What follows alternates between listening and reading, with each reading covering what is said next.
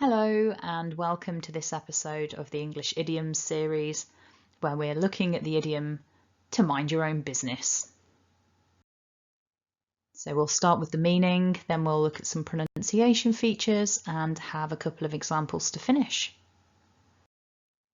So, to mind your own business. I really like this idiom.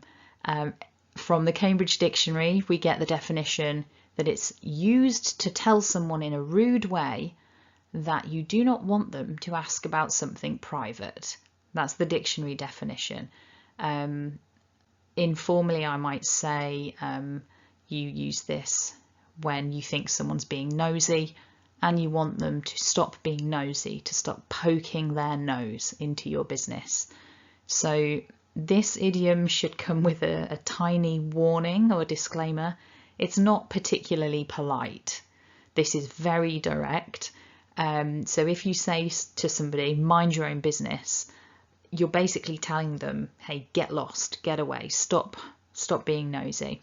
So you need to choose your situation carefully. If your boss asks you, hey, have you finished that report yet? And you respond with mind your own business, you might need to go and start looking for a new job.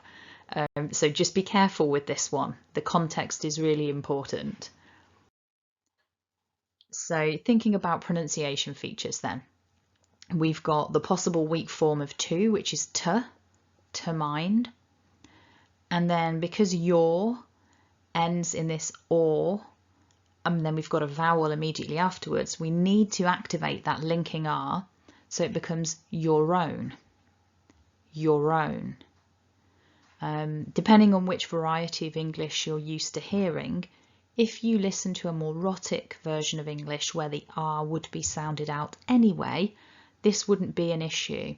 But because the variety of English that I'm working with here is a kind of fairly standard version of British English in terms of what we think of as being sort of southern England, it tends not to be rhotic, so that R isn't really activated. Your, in my accent, would end with a vowel. But I need to activate it because I've got another vowel immediately afterwards. So your own. So stringing all of that back together then, to mind your own business. And depending, I've not written it down here, but depending on how quickly you're speaking, you might even hear someone say your own, with that schwa, to mind your own business. Depends how formal or informal someone's being. To be honest, I don't think you'd ever be using this idiom in an incredibly formal situation, unless you're feeling particularly confrontational. So repeat after me, to mind your own business. Again, to mind your own business. Good. So a couple of examples.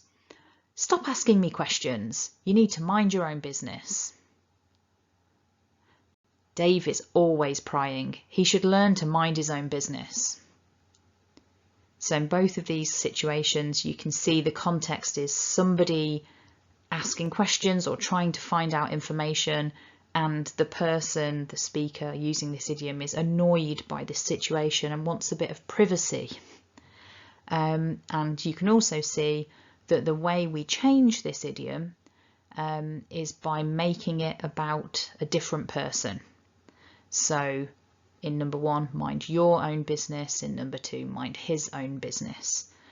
And in the context of the larger sentence, we've got some modality there. You need to, or he should. So that gives you a clue about how to build this idiom into the context of a bigger sentence. So over to you, have a go. Think about a situation where you might want to use this idiom. And remember, context is important here. Probably don't want to use it with reference to your boss. Create an example sentence, pop it in the comments below, and then I can give you some feedback about the grammar and the context that you've chosen to help you to get a feeling of when you might be able to use this idiom in your own life. So hit like if you found that useful. and don't forget to subscribe to the channel. Check out the playlist for lots of other idioms that you can work with. This is a situation where you don't need to mind your own business. Get stuck in, go and be nosy at the playlist. Thanks for watching and have a lovely day.